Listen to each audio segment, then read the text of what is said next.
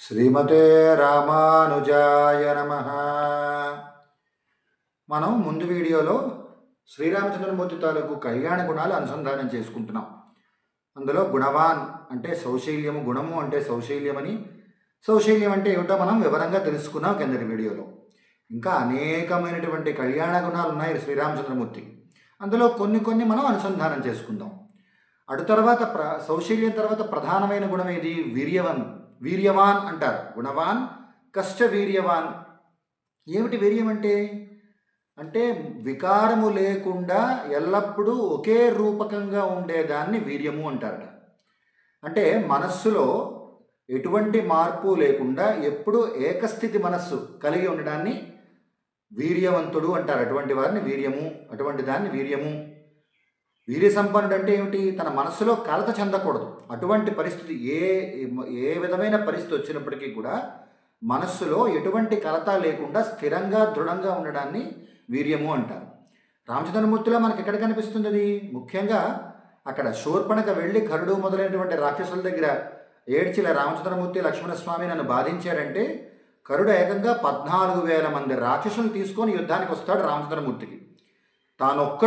రామచంద్రమూర్తి తానొక్కడు, అవతల పక్క 14,000 మంది వాళ్ళు ఒకేసారి రామచంద్రమూర్తి మీద పడిపోతారు వాళ్ళందరూ. అయినా సరే మనస్సులో ఎటువంటి వికారము, ఎటువంటి మార్పు లేకుండా స్థిరంగా దృఢంగా ఉండి ఆ 14,000 మంది రాక్షసుల్ని కూడా సంహరించాడు స్వామి. ఇంకా మనకి ఇందులో వేదాంతార్థం ఏం తెలుస్తోంది? భగవంతుడు ప్రతి వస్తువులోని అనుప్రవేశించి ఉంటాడు అని మనం అనుకున్నాం కదా. అలా అనుప్రవేశించి ఉండడంలో ఇది నీచమైన వస్తువు, అదేమో మంచి వస్తువు అని తేడా లేకుండా ప్రతి దాంట్లోనే ప్రవేశించి ఉంటాడని కూడా అనుకున్నాం. తక్కువ బుద్ధి కలిగినటువంటి వారి మనలో కూడా ఉంటాడు, నీచమైన బుద్ధి కలిగినటువంటి వారిలో కూడా ఉంటాడు, మంచి బుద్ధి కలిగినటువంటి వారిలోనూ ఉంటాడు, మంచి సంస్కారం కలిగినటువంటి వారిలోనూ ఉంటాడు. కానీ ఎటువంటి మార్పు చెందకుండా ఉంటాడు. మంచి వాళ్ళలో అంతర్యామిగా ఎలా ఉన్నాడో చెడ్డవాళ్ళలో కూడా అంతర్యామిగా అలాగే ఉన్నాడు. అక్కడ ఎలా ఉన్నాడో ఇక్కడ అలాగే ఉన్నాడు, ఇక్కడ ఎలా ఉన్నాడో అక్కడ అలాగే ఉంటాడు. అంటే ఏకస్థితిలో ఉంటాడు స్వామి. అలాగా తను నీచమైనటువంటి వస్తువులో ప్రవేశించినప్పటికీ తన తాలూకు స్వభావానికి కానీ స్వరూపానికి కానీ ఎటువంటి మార్పు లేకుండా ఏకరూపకంగా ఉంటాడు స్వామి. అనుప్రవేశించి ప్రతి వ్యక్తులని కూడా ఇది నీచ వస్తువా, ఇది మంచి వస్తువా అని తేడా లేకుండా.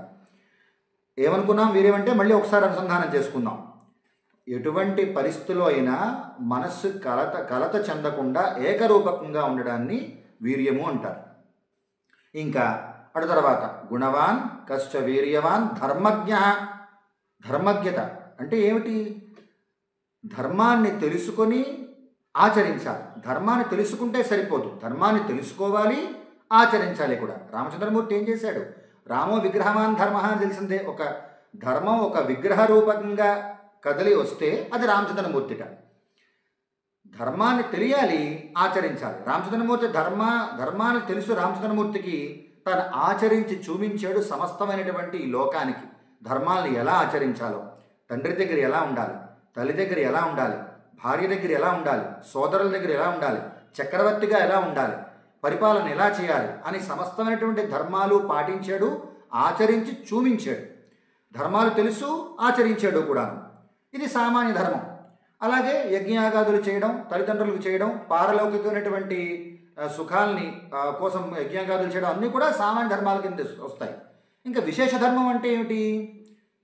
పరమాత్మ కొరకే, భగవత్ ప్రీతి కొరకే నేను చేసేటువంటి ప్రతి పని కూడా పరమాత్మ కైంకర్య రూపకంగానే భగవత్ ప్రీతి కొరకే చేస్తున్నాను అని తెలుసుకుని ఉండడాన్ని విశేష ధర్మము అంటారు. రామచంద్రమూర్తి తాను సామాన్య ధర్మాన్ని పాటిస్తూ రామాయణంలో సీత, లక్ష్మణ, హనుమ, శత్రుఘ్న, భరతుల ద్వారా విశేష ధర్మాన్ని చూపించాడు. వాళ్ళందరూ కూడా రామచంద్రమూర్తి పరమాత్మ కదా, రామచంద్రమూర్తినే ఎల్లప్పుడూ ఆశ్రయించి ఉన్నారు. ఏ పని చేసినా రామచంద్రమూర్తి కైంకర్యం కోసమే చేశారు. అందువల్ల వాళ్ళ చేత విశేష ధర్మాన్ని చూపించాడు. తాను సామాన్య ధర్మాన్ని తాను ఎలా ఉండాలి, మిగిలిన వాళ్ళ పట్ల ఎలా ఉండాలి అన్నది తాను ఆచరించి చూపించాడు. యువతల సామాన్య ధర్మాన్ని చూపించాడు, అటు విశేష ధర్మాన్ని చూపింపజేశాడు మనకి. ధర్మజ్ఞ అంటే అదనమాట. ఇంకా క్లియర్గా మనం చెప్పుకోవాలంటే సమాజంలో తన ప్రవర్తన వలన ఎదుటి వాళ్ళకి సుఖం కలిగి ఆ సుఖాన్ని చూసి తాను ఆనందించడం ధర్మం. సులువుగా మనకు అర్థం అవ్వాలంటే ఇంకా గుణవాన్, వీర్యవాన్, ధర్మజ్ఞ, కృతజ్ఞ. కృతజ్ఞత పొందినటువంటి ఉపకారం కొంచెమైనప్పటికీ కూడా ఎక్కువ ఆనందాన్ని కలిగింప చేసుకొని పొంగిపోతాట రామచంద్రమూర్తి. ఇప్పుడు పొందినటువంటి ఉపకారం, మనం ఒక ఉపకారం పొందామనుకోండి, అది చిన్నదైనా లేదా అనుకోకుండా మనకి తటస్థించినప్పటికి కూడా దాన్ని అధికంగా భావించి పొంగిపోతాట రామచంద్రమూర్తి. మనం కూడా అలా ఉండాలి అని చూపిస్తున్నాడు రామచంద్రమూర్తి. మనం ఉపకారం పొంది, చిన్న ఉపకారం పొందిన, అనుకోకుండా ఎదుటి వాళ్ళు మనకు ఉపకారం చేసిన దాన్ని మనం ఎంతో హృదయంగా తీసుకొని ఎక్కువ సంతోషపడి వాళ్ళకి తిరిగి ప్రత్యుపకారం చేయాలి మనం. ఇంకా ఎదుటివారి దగ్గర నుంచి చిన్నదైనటువంటి ఎదుటివాళ్ళు మనకి అనుకోకుండా, ఇగో నేను ఈ ఉపకారం చేయాలి అని వాళ్ళు అనుకోకుండా వాళ్ళ మాటల వలనో వాళ్ళ చేతల వలనో పరోక్షంగా మనకు ఉపకారం జరిగిందనుకోండి, ఆ ఉపకారాన్ని కూడా రామచంద్రమూర్తి కోసం పరులు ఎవరైనా ఇగో ఇది రామచంద్రమూర్తికి నేను ఉపకారం చేయాలి అని వాళ్ళు అనుకోలేదు. అనుకోకుండా వాళ్ళ మాటల వల్ల చేతల వల్ల జరిగింది. అయినప్పటికీ కూడా ఉపకారం జరిగింది కదా, వాళ్ళు ప్రత్యక్షంగా చేయని పరోక్షంగా చేయని నాకు ఉపకారం జరిగింది వాళ్ళ వల్ల అని ఎక్కువ పొంగిపోతాట రామచంద్రమూర్తి. ఒక శ్లోకం ఉంది, కథంచిత్ ఉపకారేణ కృతేన ఏకేన తుష్యతి నస్మరత్యపకారాణం శతమస్యాత్మవత్తయ. ఎంత ఆశ్చర్యమో చూడండి. ఉపకారం పొందిన, ఏకేన ఉపకారేణ, ఒక్క ఉపకారం పొందినప్పటికీ కూడా ఎక్కువ ఆనందిస్తాడు రామచంద్రమూర్తి. అంతేనా, నస్మరతి అపకారాణం, తన పట్ల అపకారం చేసినప్పటికి కూడా దాన్ని గుర్తుంచుకోట. ఇగో వీడు నా పట్ల అపకారం చేశాడు కనుక నేను వీడిని శిక్షిస్తానో లేకపోతే వీడికి నేను అపకారం చేయనో అనుకోట. ఆ అపకారానికి ముందు ఇంకో పదం వాడారు వాల్మీకుల వారు, శతం. అంటే 100 అపకారాలు రామచంద్రమూర్తి పట్ల ఎవరైనా చేసినప్పటికి కూడా అన్ని అపకారాలని కూడా మర్చిపోయి ఎదుటి వాళ్ళు నాకు ఉపకారం చేశారు, అందువల్ల నేను ప్రత్యుపకారం చేయాలి వాళ్ళని నేను సదా రక్షించాలి అనుకుంటాడు కనుక రామచంద్రమూర్తి ఆయన కృతజ్ఞ అయ్యాడు. ఎంత ఆశ్చర్యకరమో చూడండి స్వామి తాలూకు కళ్యాణ గుణం. ఇంకిక్కడ మనకు అంతరార్థం ఏం తెలుస్తోంది? కృతజ్ఞత కదా మనం అనుకుంటున్నాం. కృతం అంటే ప్రాణులు చేసినటువంటి సమస్తమైనటువంటి కర్మలు జానాతి ఎరిగినవాడు ఎవరు? భగవంతుడు సాక్షాత్ ఈ సమస్తమైనటువంటి ప్రాణులు చేసే ప్రతి కర్మని తాను ఎరిగి ఆ కర్మని ఎప్పుడు ఎలా ఏ పరిస్థితిలో ఎలా అనుభవింప చేయాలో అలా అనుభవింప చేసి మనకి ఆయన దగ్గరికి తీసుకుంటాడు స్వామి. భగవంతుని పట్ల ఎన్ని మనం దుష్కార్యాలు చేసినా ఎన్ని చెడు పనులు చేసినప్పటికీ కూడా వాటన్నిటినీ గుర్తుంచుకోకుండా ఎల్లప్పుడూ ఉపకారాన్ని ఆయన స్మరిస్తూ ఉంటాడు రామచంద్రమూర్తి.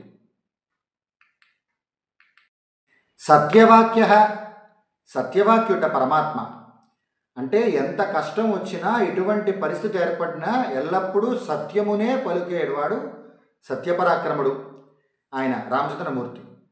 కైకేయి కోరికపై దశరథుడు ఆ రామచంద్రమూర్తిని అడవులకు వెళ్ళమని చెప్తాడు. భరతుడికి పట్టాభిషేకం చేయమని అడుగుతుంది కైకేయి. రామచంద్రమూర్తి అలాగే అంటాడు. పాపం ఆయన రామచంద్రమూర్తి అడవులకు వెళ్ళడం వశిష్ఠుడికి ఇష్టం ఉండదు, మిగిలిన పురోహితులకు ఇష్టం ఉండదు, ప్రజలకు ఇష్టం ఉండదు. భరతుడు వచ్చి రాజ్యాన్ని స్వీకరించవలసిందే అంటే ఒప్పుకోడు. తండ్రి గారు కైకేయికి మాట ఇచ్చారు, రాముణ్ణి అడవులకు పంపుతాను అని. ఆయన మాట పోకూడదు కనుక రామచంద్రమూర్తి అడవుల్లోనే ఉంటాను, నేను అడవులకు వెళతాను అంటాడు. దశరథుడికి కూడా ఇష్టం ఉండదు పాపం. అయితే ఆయన మాట ఇచ్చాడు కనుక ఏమీ చేయలేకపోతాడు. అలా సత్యం మీదే నిలబడేటువంటి వాడు పరమాత్మ. అందువల్లనే రామచంద్రమూర్తి సత్యపరాక్రముడయ్యాడు. అంటే సత్యమునే పరాక్రముగా కలిగినటువంటి వాడు, సత్యము చేతనే పరలోకాలను ఆర్జించినటువంటి వాడు, సత్యము చేతనే ఇతరులందరినీ కూడా వశపరుచుకునేటువంటి వాడు రామచంద్రమూర్తి. ఇంకా అంతరార్థం మనం చూస్తే భగవానుడు సత్యవాక్యుడు అంటే ఏమిటి? సత్యమే వాక్యముగా కలవాడు.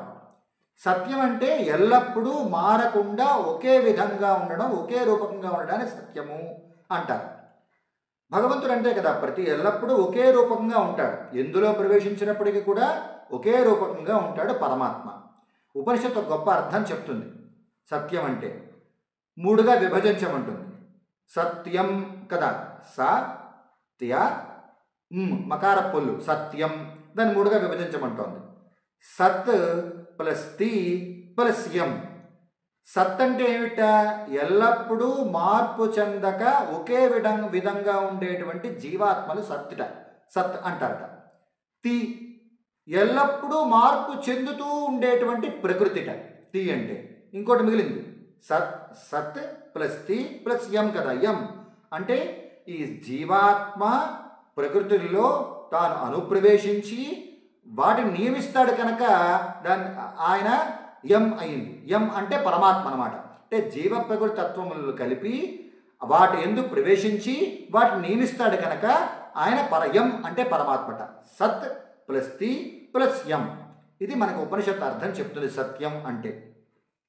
ఇంకా దృఢవ్రత, పరమాత్మకి ఇంకొక గుణం దృఢవ్రతుడు. ఆయన దృఢమైన సంకల్పం కలిగినటువంటి వాడు. అంటే ఎటువంటి ఇబ్బంది వచ్చినప్పటికి కూడా తన సమర్థతతో పట్టుదలతో తను సంకల్పించినటువంటి పనిని నెరవేర్చుకోగల శక్తిని దృఢవ్రతం అంటారు. దాన్నే అధ్యవసాయం అంటారు. ఆయన ఎటువంటి వాడు పరమాత్మ? మనకి రామాయణం వృత్తాంతంలో ఒక చోట కనిపిస్తుంది. చిత్రకూటంలో అనుకుంటాను ఋషులందరూ రామచంద్రమూర్తి దగ్గరికి వచ్చి ప్రార్థిస్తారు.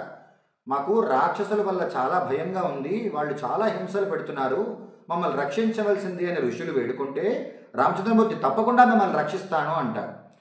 అప్పుడు సీతాదేవి వెనక్కి వచ్చిన తర్వాత సీతాదేవి అంటుంది, అదేమిటి రామచంద్ర, వాళ్ళు ఋషులను రక్షించడం సరే మంచిదే, కానీ వైరం లేకుండా ఎవరితోని కూడా మనం ఇబ్బంది పెట్టకూడదు కదా. నేను రాక్షసులతో నీకు ఎటువంటి శత్రుత్వం లేదు అంటే ఆయన అంటాడు, పరమాత్మ అంటాడు, రామచంద్రమూర్తి అంటాడు, అలా కాదు, అప్యహం జీవితం మన్యే, అప్యహం జీవితం జహ్యాం త్వాం వా సీతే సలక్ష్మణాం సతు ప్రతిజ్ఞాం సంసృత్య బ్రాహ్మణేభ్యో విశేషత.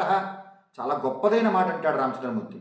అప్యహం జీవితం జహ్యాం, సీత నా ప్రాణాలు పోయినా పోని, త్వాం వా సీతే సలక్ష్మణాం, నిన్ను విడవలసి వచ్చినా దానికి సిద్ధమే నేను, లక్ష్మణుడికి దూరంగా ఉండవలసి వచ్చినా దానికి సిద్ధమే నేను, కానీ బ్రాహ్మణేభ్యో విశేషత ప్రతిజ్ఞాం సంసృత్య, నేను బ్రాహ్మణులకు ఇచ్చినటువంటి మాటని నేను వెనక్కి తీసుకోలేను, ఆ మాట మీద నేను నిలబడే ఉంటాను, వాళ్ళని రక్షిస్తాను అని చెప్పి నేను మాట ఇచ్చాను, వాళ్ళని రక్షించి తీరుతాను అంటాడు పరమాత్మ. ఇంకొక చోట మనకు కనిపిస్తుంది, విభీషణుడు వస్తాడు రాఘవం శరణంగత అని, సుగ్రీవుడు మొదలైనటువంటి వానరులందరూ వద్దంటారు, అయినప్పటికీ కూడా రాఘవం శరణంగత, నన్ను శరణు వచ్చాడు కనుక అభయం, నేను అభయం ఇస్తాను ఆయనకి. సకృదేవ ప్రపన్నాయ తవాస్మి, నీవాణ్ణయ్యా అని ఎవరైనా వచ్చి నన్ను శరణు వేడితే అభయం సర్వభూతేభ్యో దదామి ఏతద్వ్రతం మమ, అది నా వ్రతం అంటాడు. శరణు అని వచ్చినటువంటి వాళ్ళకి అభయం ఇచ్చి వాళ్ళని రక్షించడం నా వ్రతం. అందువల్ల స్వామి దృఢవ్రతుడయ్యాడు. పరమాత్మ ఇందులో మనకు అంతరార్థం ఏం తెలుస్తోంది? పరమాత్మకి ఈ లక్షణం చాలా ప్రధానమైంది. జీవులు బాగుపడాలని సమస్తమైన సృష్టి చేసి జీవులకి జన్మలిచ్చి ఆ జన్మలో వాళ్ళు ఏదైనా మంచి కార్యం చేస్తే ఆ మంచి కార్యం ద్వారా తన వైపు తిప్పుకొని వాళ్ళని రక్షిద్దామని ఆలోచిస్తాడు భగవంతుడు. జీవులు ఒకవేళ తను ఇచ్చినటువంటి జన్మలో వారు భగవంతుడి వైపు తిరగలేదనుకోండి, మళ్ళీ జన్మలిస్తాడు, మళ్ళీ వాళ్ళని జన్మింపచేసి మళ్ళీ సృష్టి చేసి మళ్ళీ జన్మింపచేసి వాళ్ళని ఏదో ఒక జన్మలో ఏదో ఒక విధంగా భగవంతుడు తన వైపు తిప్పుకొని వాళ్ళకి అభయం ఇచ్చి వాళ్ళని రక్షించి ఆ జీవుల్ని తన దగ్గరికి స్వీకరిస్తాడు పరమాత్మ. రైతున్నాడు అనుకోండి, ఒక సంవత్సరం పంట వేస్తాడు, ఏదో కారణంతో ఆ పంట పండలేదు, నష్టం వచ్చింది, వరదల వల్ల ఇంకో దాని వల్ల అవలేదు, పంట సరిగ్గా చేతికి అందలేదు, అలానే ఊరుకుంటాడు ఆ రైతు. వచ్చే సంవత్సరం మళ్ళీ పంట వేసి పంటను పండిస్తాడు. అలాగే పరమాత్మ కూడా మనకి జన్మ ఇచ్చిన తర్వాత, ఈ ప్రాణులకు జన్మ ఇచ్చిన తర్వాత ఆ జీవులు పరమాత్మను ఆశ్రయించకపోయినా మరుజన్మలో మళ్ళీ వాళ్ళకి మంచి జన్మ ఇచ్చి మరుజన్మలను మళ్ళీ వాళ్ళని సృష్టించి వాళ్ళని ఎలాగైనా సరే భగవంతుడు ఆ జన్మలో భగవంతుడి వైపు తన వైపు తిప్పుకునేటట్టుగా చేసి వాళ్ళని రక్షిస్తాడు పరమాత్మ. అదే దృఢవ్రతం అంటేను.